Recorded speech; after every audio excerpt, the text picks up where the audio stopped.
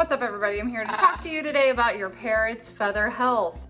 It's really important that you keep a close eye on your parrot and all of the different signs that they might be giving you that show how healthy they are.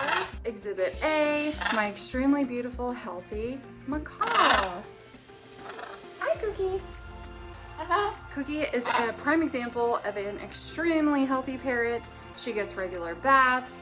Her feather quality is beautiful. She's on a really good diet and she's exposed to sunlight. Direct sunlight is really important for really brilliant feather health, but there are a lot of signs that can be overlooked when it comes to reading your parrot's health through their feather quality. My sun conures are outside the majority of the day, and as you can see, there's a lot of sunlight coming through these windows as well as our skylight up here. So they have extremely bright feathers compared to maybe some other sun conures. Don't get me wrong, sun conures in general have very bright feather colors, but the actual brilliance of the feather is a lot brighter because they're allowed direct sunlight. They take baths here, and actually, bathing is one of the #1 important things that you can offer to your parrot in order to give them brilliant feather health. They're screaming the whole video.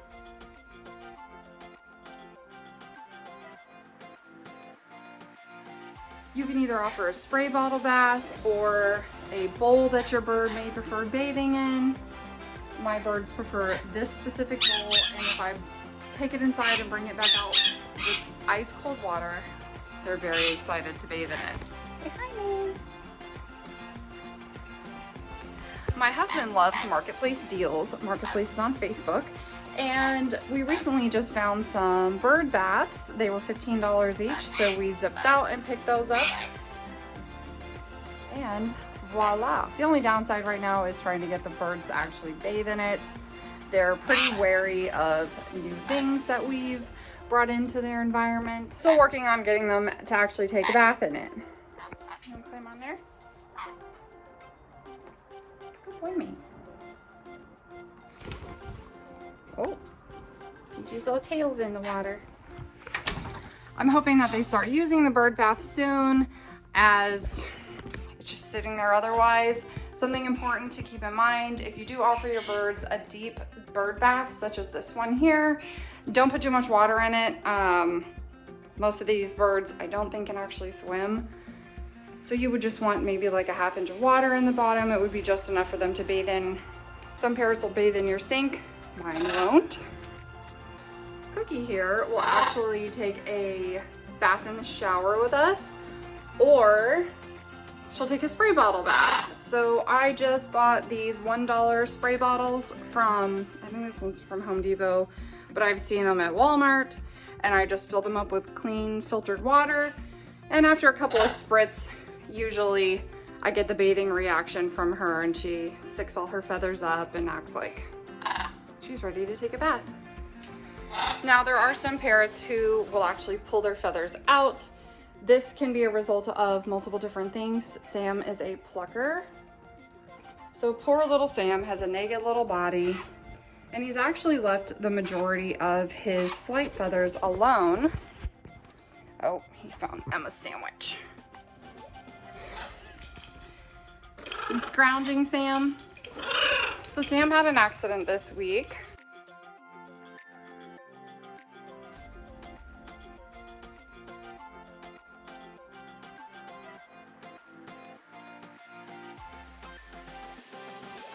Some of Sam's feathers were pulled out by someone's foot. They stepped on his tail and he flew off, and those feathers stayed on the floor. But as you can see underneath his tail, there's actually a bunch of new feathers coming in down there already. So I think that they actually weren't very far from actually falling out on their own. But the rest of his feathers on his body will not actually be growing back. You can see he has a naked little belly, and his whole body around onto his back actually does not have any feathers on it, because he pulled them out because Sam was cage bound. So it is important that your bird receives like a regular interaction.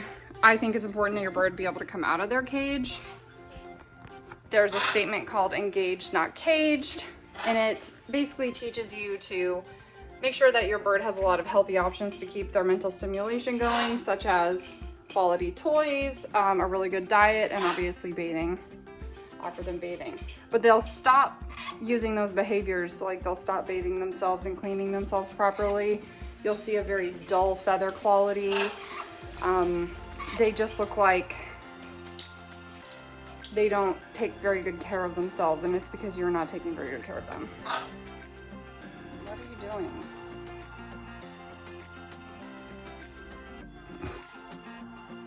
Are you jealous? Cookie, what are you doing?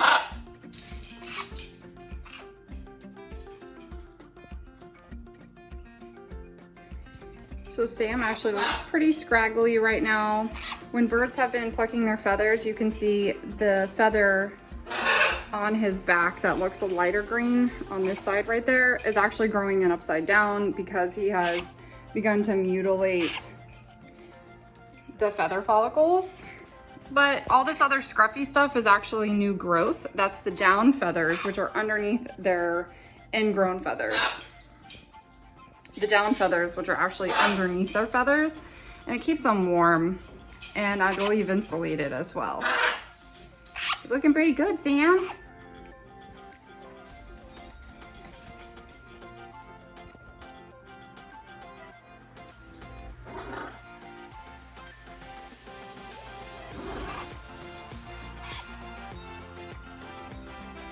You can see a lot of the little white pokey looking things on Sam's face. Those are called pin feathers. Pin feathers are new feathers that are growing in, and they actually have their own blood supply. So it is really important that the birds don't break those feathers.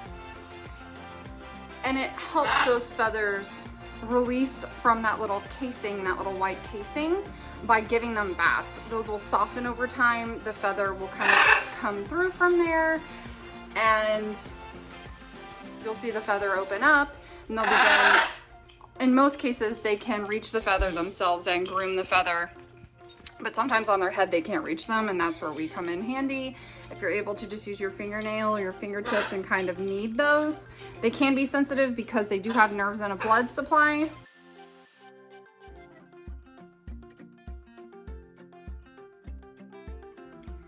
You can actually tell from Sam's feathers here that he had some malnutrition in his past that is indicated by the lack of color on many of his feathers, including that feather there, all the little missing color parts. It would make his feathers look black like they do here.